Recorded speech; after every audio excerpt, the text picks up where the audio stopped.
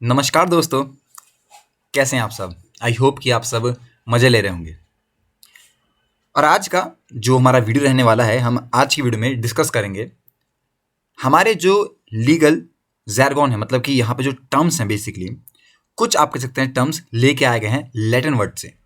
Okay, मतलब Latin language के ये वर्ड्स हैं, जो कि मैंने यहाँ पे लिस्ट भी किए हुए हैं। आप लोग देख सकते हैं, सुमो मोटो हो गया, एमिकस क्यूरिया हो गया, आपका एडॉक हो गया, एक्सपोस्ट फैक्टो हो गया, प्राइमा फेसिया हो गया।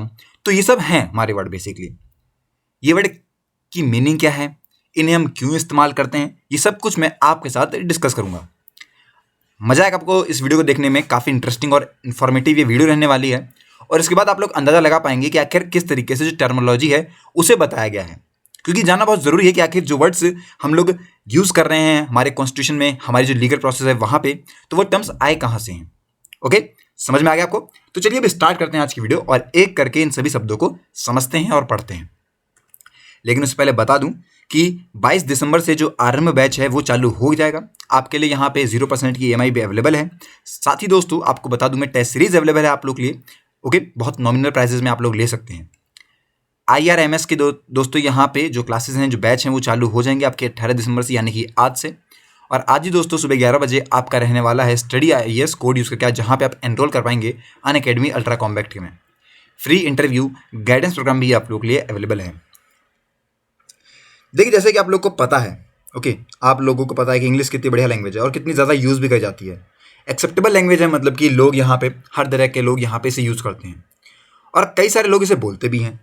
काफ़ी नॉर्मल लैंग्वेज भी हो चुकी है। लेकिन एक और बात है, इंग्लिश में कई सारे यहाँ पे जो वर्ड्स हैं वो ग्रीक, फ्रेंच, इन सब से लिए गए हैं, जो कि और अच्छी है। मतलब कि इंग्लिश तो है अच्छी, पर इंग्लिश के साथ अगर ये वाले वर्ड्स भी हम लोग अगर मिला दें, तो जो ओवरऑल हमारे पास लैंग्वेज बन के आती है वो काफ़ी प्यारी बन के आती है और काफ़ी इंटरेस्टिंग, मतलब मज़ा आता है। मज़ा ही मान लीजिए आप लोग। इसी तरीके से हम लोग डे टू डे लाइफ में कई सारे लैटिन वर्ड्स को यूज़ करते हैं और आपको पता भी नहीं होगा। अभी बताऊंगा मैं आपको ना, आप लोग को शॉक हो जाएगा। देखिए, लैटिन में हम लोग जहां पे भी आप कह सकते हैं कोई वर्ड यूज करते हैं जिसका एंड OR से होता है, OR समझ रहे हैं आप, मतलब, तो उन सभी को हम आप कह सकते हैं यूज करते हैं। तो जो भी जो वर्ड OR से एंड होते हैं ना, उनकी लैटिन में जो सफिक्स दिया गया है वो है आपके, मतलब जो सफिक्स वो वर्ड होते हैं जो कि पीछे लग रहे हैं बेसिकली, प्रीफिक्स वो वर्ड होते हैं जो कि आगे लग रहे हैं। तो ये समझिए आप लोग। तो OR जो है वो एक सफिक्स की तरह यूज होता है। इसका मतलब कि ये कोई वर्ड होगा आगे, उसके पीछे OR जरूर लगेगा। ओके, OR का ये मतलब होता है वन हु, जैसे कि एडिटर हो गया, एक्टर हो गया, ऑडिटर, डिक्टेटर हो गया आपका, एजुकेटर हो गया आपका, स्कल्प्टर हो गया आपका, जेनेटर, क्यूरेटर हो गया, विक्टर। तो ये सब आप कह सकते हैं वो वर्ड हैं जो कि OR से खत्म हो रहे हैं। इसका मतलब ये होगा यहाँ पे किसी इंडिविजुअल की बात करी जा रही है, वन हु, तो यहाँ एक इंडिविजुअल की बात करी जा रही है। तो इस तरीके से वर्ड यूज किए गए हैं। और भी ऐसे वर्ड हैं, जैसे कि जो वर्ड यहाँ पे आप कह सकते हैं, मतलब काफ़ी सारे वर्ड हैं, जैसे कि आपका यहाँ पे ET, सेटेरा हो गया आपका, जिसका मतलब होता है एंड द रेस्ट। ये सारे वर्ड भी हम लोगों ने, मैं अगर आपको ऐसे बताऊंगा तो आप लोग ऐसे समझ नहीं पाएंगे। OR वाला बहुत कॉमन था, इसलिए आप लोग बहुत इजीली समझ गए होंगे। पर ये सारे वर्ड हम लोग आमतौर पे यूज़ करते हैं और बहुत आराम से यूज़ भी करते हैं हम लोग, पता भी नहीं लगता है। एजुकेटर आप लोग वर्ड, मैं तो दिन में कई बार यूज़ करता हूँ इसको, है कि नहीं। एक्टर आप लोगों ने बोला, एडिटर बोला आपने, तो ये सब नॉर्मल वर्ड हैं, लेकिन ये सब खत्म OR पे हो रहे हैं, जो कि एक लैटिन से ओरिजिन आता है। इसी तरीके से हमारे कॉन्स्टिट्यूशन के अंदर भी यहाँ पे काफ़ी सारे ऐसे वर्ड्स हैं जो कि लैटिन से लिए गए हैं। उससे मदद मिली हमें कि हम लोग इजीली समझ पा रहे हैं। अब एक एक करके उनको समझते हैं।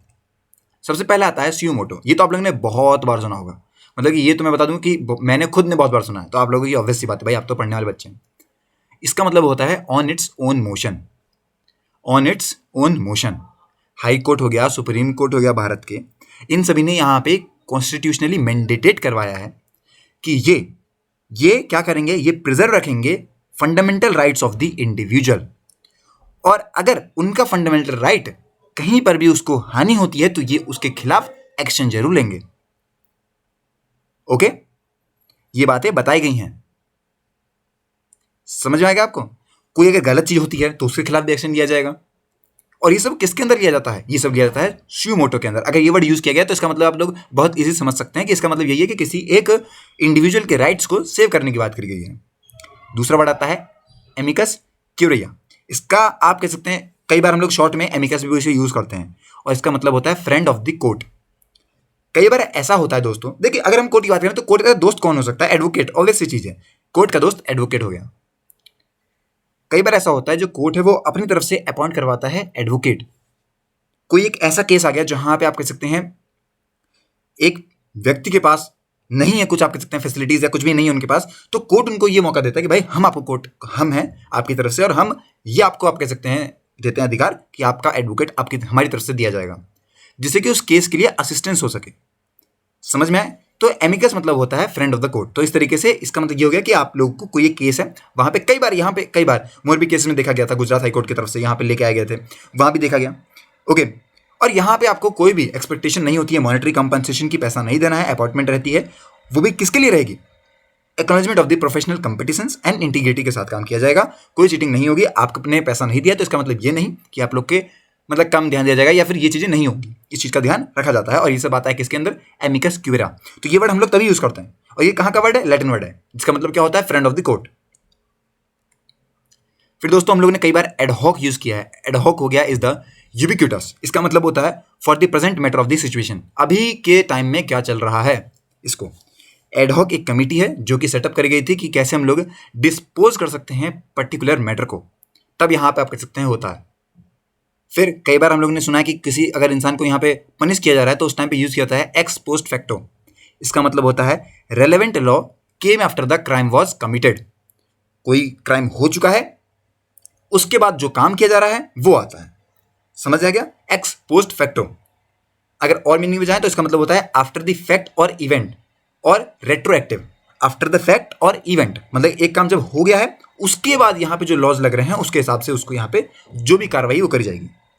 फिर एक वर्ड आता है दोस्तों प्राइमा फेसिया। ये जो है आप कह सकते हैं ये तभी यूज किया जाता है किसी के अगेंस्ट में अगर बात हो रही हो। इसका मतलब हो गया यहाँ पे कि enough evidence at first glance. जब यहाँ पे आप कह सकते हैं कोई कंक्लूसिव बात नहीं आ रही हो, यहाँ पे कोई प्रोसीडिंग आ रही है अगेंस्ट द पर्सन कंसर्न्ड, तब हम लोग आप कह सकते हैं इस प्राइमा फेसिया को यूज करते हैं। ओके, अगला वर्ड आता है हमारा क्विड प्रो क्वा। हो सकता है मैं शायद एक वर्ड की प्रोनाउंसिएशन गलत बोल रहा हूँ, लेकिन मुझे यहाँ तक पता है तो आप लोग बताइएगा जिसकी गलत मैं बोल रहा हूँ। इसको यूज किया जाता है, रिफर किया जाता है something given in lie of the something received और फेयर एक्सचेंज। इस तरीके से आता है, बहुत नॉर्मल सा, मतलब कि कहीं झूठ वूठ वाली बात या फिर लेन देन वाली बात चल रही है तब। ओके, तो इस तरह की बातें हमें देखने को मिलती है। कई बार ऐसा होता है ना कि आप लोग देखोगे कहीं पिटीशन जो है विड्रॉ कर ली, भाई आपको केस नहीं लेना है, कुछ ऐसा चल गया, मान लीजिए दो लोग के बीच में बहस हो रही है, अब किसी एक ने यहाँ पे आप कह सकते हैं अपनी तरफ से यहाँ पे बोल दिया कि भाई हम केस विड्रॉ कर ले रहे हैं, तो उन्होंने क्या दिया? अपोलॉजी करी, रिटर्न में एक अपोलॉजी लिख के दे दी कि भाई मैं माफी मांगता हूँ, मैं ये हूँ, फलाना आदमी हूँ और ये करके देता हूँ। तो इसका मतलब क्या हुआ? एक ऐसा एक्सचेंज इन्होंने दिया जिसमें सामने वाला संतुष्ट है कि हाँ मैं खुश हूँ इसमें, तो केस वापस ले लेगा तो सामने वाले को प्रॉब्लम नहीं होगी। छोटी मोटी बातों पे ये चीज़ें हो जाती हैं। कई बार कोर्ट जो है वो इतना मतलब पुलिस थाने में भी कई बार चीज़ें हमें देखने को मिल जाती हैं कि भाई आप लोग आपस में सलाह मशवरा करके मैटर सुलझा दी, कोर्ट में जाएंगे आप खुद टाइम लगेगा, पैसा लगेगा, इससे बढ़िया यहीं पे आप बातचीत करके खत्म कर दीजिए। तो ये चीज़ें होती हैं। स्टेटस क्वा, इसका क्या मतलब होता है दोस्तों? जब भी कोई केस कोर्ट के अंदर रिस्टोर किया जाता है आप कह सकते हैं अर्ली स्टेट ऑफ अफेयर्स के अंदर, तब ये यूज किया जाता है। ओके, इसका मतलब क्या हुआ कि कोई केस पहले हो चुका है। ओके, पहले कोई केस हो चुका है, उसको दोबारा लेके आया जा रहा है कि आप कह सकते हैं कोई चीजें पहले बताई गई नहीं बताई गई। इसको ना कई बार मैं बताऊं आपको कैसे यूज किया जाता है। कई बार आप लोगों ने देखा होगा कि कोई व्यक्ति है जिसने अभी रिसेंट यहाँ पे कुछ केस कर दिया। मान लीजिए एक केस आता है, ओके, और एक व्यक्ति है उसने यहाँ पे पिटीशन डाली उस केस को लेके। ओके, अब ये व्यक्ति ने ढंग से पढ़ा नहीं है, कुछ नहीं हुआ, तो कोर्ट क्या है रेफरेंस देगी दूसरे केस का कि भाई पिछले भी कुछ ऐसी केस आया था, वहां पे इस चीज के बारे में बताया था हमें, और हम उसके तहत यहाँ पे ये फैसला ले रहे हैं। तो इस तरीके से पिछली जो चीजें थी उनसे रिस्टोर करी चीजों को, लेकिन वो काम यहाँ पे स्टेटस क्यू में हमें देखने को मिलता है। ये बहुत बार यूज होता है क्योंकि मैं बताऊँ भारत देश के अंदर इतने केस हो चुके हैं कि अब सिर्फ रेफरेंसेस लिए जाते हैं कि भाई पहले केस हुआ था जहां पे ये चीजें हुई थी, वो चीजें हुई थी, तो उनको रेफरेंसेस में दिया जाता है। फिर आता है साइन क्वा।